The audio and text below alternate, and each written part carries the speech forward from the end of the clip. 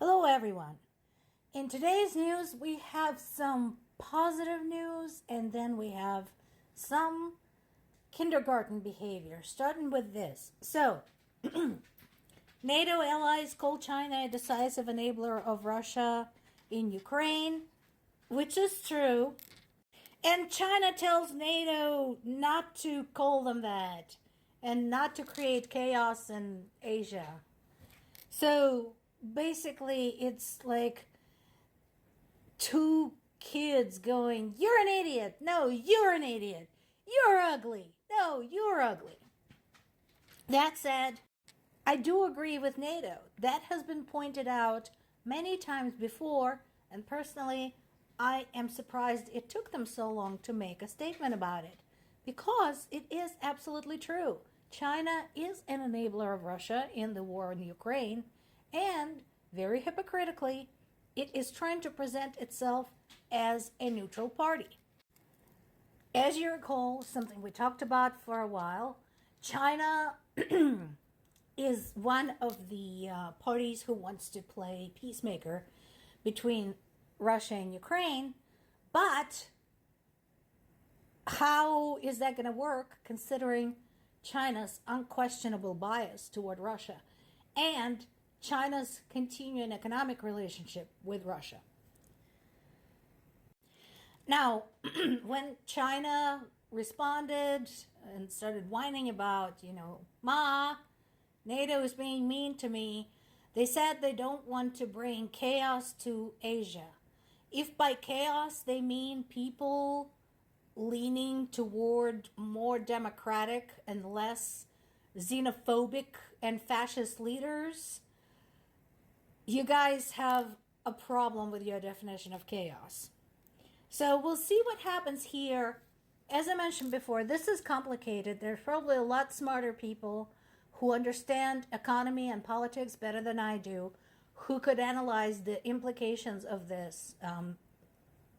So now it's not just the U.S. that is starting to revamp its relationship with China, but it's also the rest of the allies, U.S. allies in NATO, which has far greater global implications. We do know that China has its hand in many pies. We do know that China keeps questionable company, including Russia. So we'll see what the results of that are going to be and how NATO will resolve specifically what to do with China's very great influence on global economy. Continuing the story of India's Prime Minister visit to Russia, if you recall, a lot of us covering the events in Ukraine were very puzzled by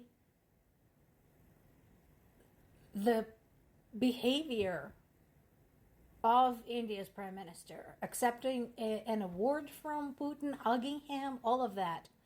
Well, another factor to this is, of course, the participation of Indian nationals in the war. We know there's abundant evidence now that there were multiple Indian men who were lured into Russia under false pretense with the promises of jobs and high income, and then basically tricked into joining the army and sent to Ukrainian front, where they were promptly killed or wounded.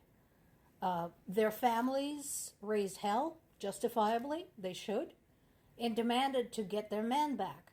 So now Putin says that if there are any Indian conscripts in the Russian army, they will be given a quick discharge. But is everybody missing the bigger picture here? Why were these men lured into Russian army in the first place and used for cannon fodder?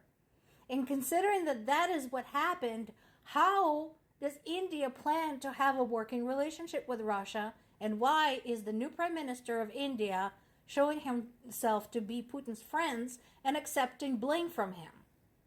That is the part I don't understand. That is bullshit.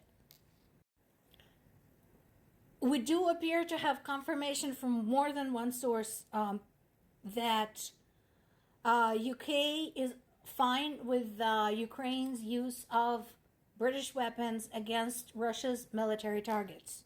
I think that is very good news. As I mentioned many times, personally, I think the restriction was ridiculous to begin with. Once again, I'd like to remind everybody how you would feel if during World War II the Allies said, well, we probably shouldn't fire at Germany directly because what if we destroy their industrial chemicals complex and that raises prices on industrial chemicals? No. You bombed the shit out of Germany, including places that didn't need to be bombed. Dresden. Yeah. So please, get your head out of your ass. Thank you, UK. Appreciate it. And we are getting some updates on the F-16s. We have F-16s from Netherlands and Denmark on their way to Ukraine. That is very good news indeed, because that has been a long time coming. The pilot training has been finished months ago. And at the time, if you recall, I think it was 6 months ago, we were all like, why? Why is it taking so long? Get those planes in there. So now that they're finally on their way, I'm hoping to see some really good results from that. Obviously, as I mentioned in the past, keeping an F-16 around involves a lot of logistical challenges. So there's still some hurdles to clear, but this is progress.